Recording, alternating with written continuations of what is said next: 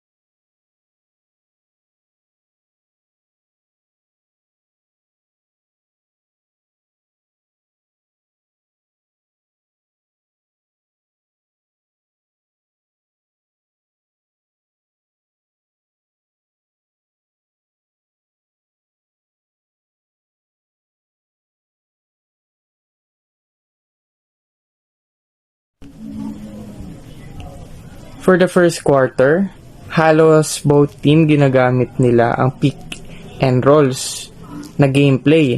Sa Warriors, rotation ng bola, tas shooting ability ng mga gwardya, yung mga gwardya nila ay ginagamit. Sa Cavaliers naman, ginagamit nila yung advantage ng pagiging big man. Mas lamang kasi sila sa katawan.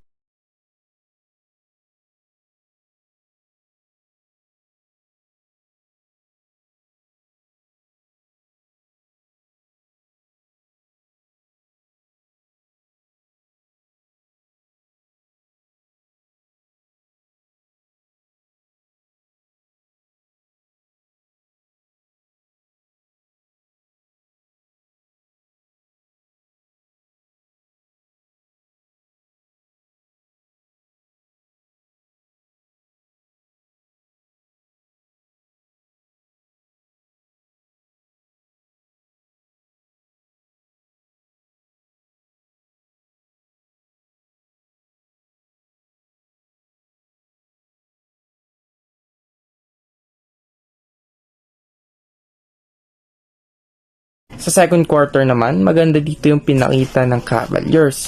Yung offense nila at depensa. Nakailang blocks pa nga dito si LeBron James. Pero close fight pa rin yung both team. Yung score nila hindi nagkakalayo. Dahil yung forward ng Warriors, ginagamit yung shooting ability. Bali yung first half stats is yung Cavaliers is 42 at yung Warriors naman ay 49. Mas maganda yung pinakita dito ng Warriors.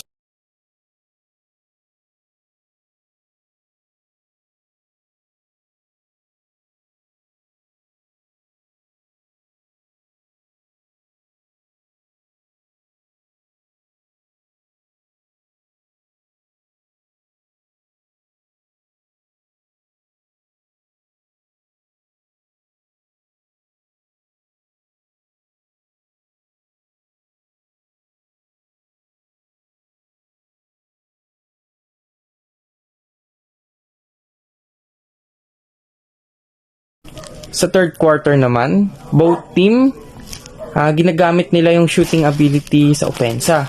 Sa depensa naman, maganda yung pinapakita dito ng Cavaliers.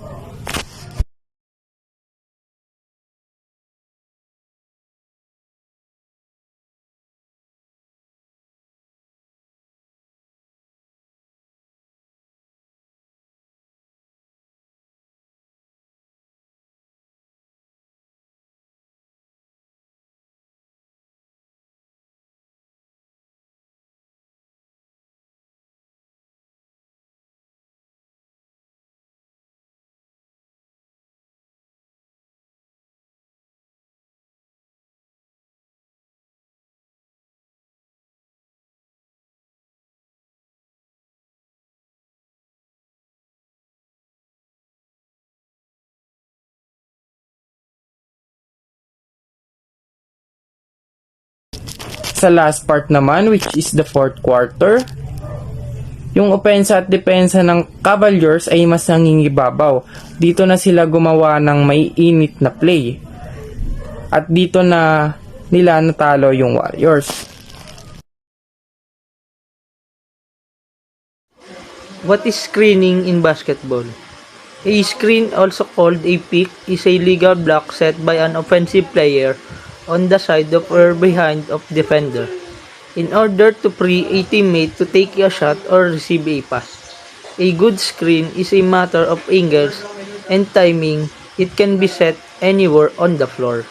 What is rebounding in basketball? A rebound, sometimes colloquially referred to as a board, is a statistic awarded to a player who retrieves the ball after a missed field goal or free throw. Rebounds are also given to a player who tips in a missed shot on his team's offensive end. Hi, I'm Jiro Martin C. Ayanko, and I'm going to report about the shooting ability and the shooting range. So, shooting is the most important skill in basketball. The fundamental skills of passing, dribbling, defense, and rebounding may enable you to get a high percentage shot, but you must still be able to make the shot. A large part of shooting is mental attitude. In addition to shooting skill, you must have confidence in yourself to shoot well. The integration of the mental and mechanical aspects of shooting fosters shooting success. So, development of an accurate shot forces your defender to play you tight and become vulnerable to a fake, allowing you to pass and drive as well as shoot. If you lack an accurate shot, a defender can play back in anticipation of a drive or a pass and be less susceptible to your fake. When you do not have the ball, your defender can play further off you and be in better position to give defensive help to a teammate guarding another player.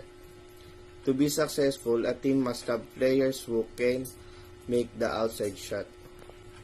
Great shooters are often called pure shooters because they have a smooth, free-flowing shot or a soft touch.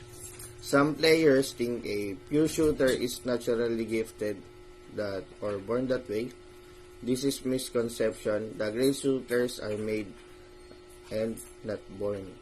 Shooting is a skill you can practice by yourself.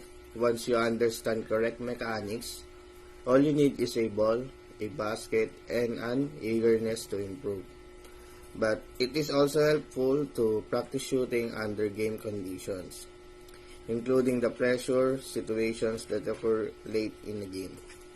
So, practice with a partner providing the defensive pressure of an opponent.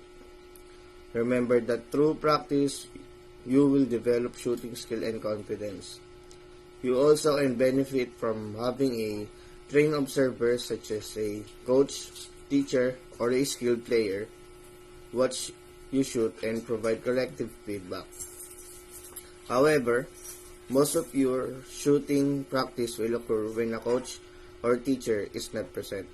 So, learn to analyze your shots, reaction on the rim to reinforce successful execution, or reveal shooting errors and their possible causes.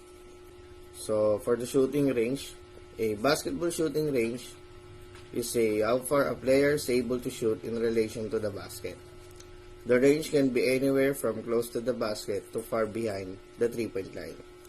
A player's ability to shoot usually declines as they get further away from the basket, eventually getting to a point where they are no longer in their shooting range. The range usually varies by position and height. So, the shooting range by position, we have two kinds, the front court players and the backcourt players. So, for the front court players, these are the centers and forwards. These players, especially centers and those that are taller, tend to have less range when shooting shots. They often shoot layups or dunks. So, for the next one is the backcourt players. Backcourt players are the two guards on the court. They both, especially the shooting guard, are capable of shooting from the three-point line and even beyond. So, the shooting range by height. Just like with positions, taller players have a harder time shooting from further. This is when players like Dirk Nowitzki and Kevin Durant, they are 7 feet tall, come along and can shoot three-pointers. They are very successful. Usually, tall players have a hard time overcoming the fact that their hands are too large to grip a basketball in a shooting motion. Instead of continuing to shoot consistently from long range, they go closer to the basket for their shots. There are only two ways to increase your range. Number one is increase your physical strength and power. Number two is adjust your shot mechanics for additional power. That's all for my reporting, and thank you. I'm Jose Y. Bestar Jr. from S1A4. So, I discussed the different kinds of pass. So, the first one, the chest pass, is named so because the pass originates from the chest. It is thrown by gripping the ball on the sides with the thumbs directly behind the ball. When the pass is thrown, the fingers are rotated behind the ball and the thumbs are turned down. So the chest pass now is tinawag siyang chest pass because nanggaling yung pasa sa chest. So madali lang siyang gawin. Pagka hawak mo yung bola, parang ganito may bola, tapos dito siya nanggagaling sa chest, and then you need to thrown by gripping directly behind the ball. So yun, ganun lang, ganun lang bigla. And the next one is the bounce pass. So it is thrown with the same motion. However, it is aimed at the floor. It should be thrown far enough out that the ball bounces waist high to the receiver. So yung bounce pass naman is isa siyang technique sa pagpasa para mas effective yung pagpasa mo sa isang kakampi. Ginagawa to kadalasan pag kapag nagpa-pass break. So the next is the overhead pass. It is often used as an outlet pass. So bring the ball directly above forehead, your forehead with both hands on the side of the ball and follow through. So madali lang din siya. So hawak mo yung bola, kaya siya tinawag na overhead pass because nasa taas nanggagaling yung bola, lagpas ulo, and then pinapasa siya ng mabilis. Ginagawa to sa sa matangkad na player for prevent steal, para hindi siya maagaw ng opponent. Mabilis maagaw ng opponent. The next one is the dribble pass. It is used to quickly pass the ball with one hand of the dribble. So this can be an air or bounce pass. You'll see Steve Nash do this all of the time. So yung dribble pass, ano siya, ginagawa rin siya pag nagpa-pass break, no? Yung mabilis na, halimbawa na steal yung bola ng kalaban, and then kayo yung may hawak ng bola, and habang nagdi-dribble, para mabilis na mapasa sa kampe, is ginagawa yung dribble pass. Habang nagdi-dribble, pinapass siya ng mabilis. Pwede siyang bounce pass, or pwede rin palobo na pasa. So si Steve Nash nga, yun yung laging gumagawa nun. Kumbaga yun yung niya, signature move.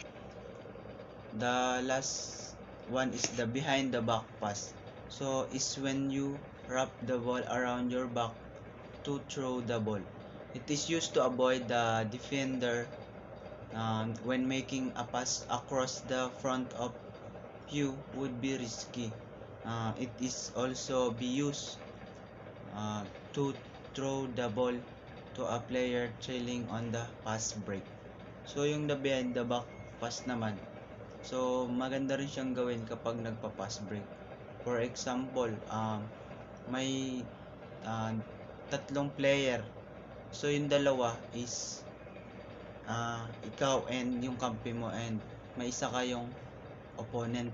So pag malapit na kayo sa ring ninyo mismo, and medyo nahihirapan kang i-shoot dahil bantay ka ng nasa harap, or for let's say example, dalawa sila or tatlo pala na bantay, so mahirapan kang mag-shoot sa ring.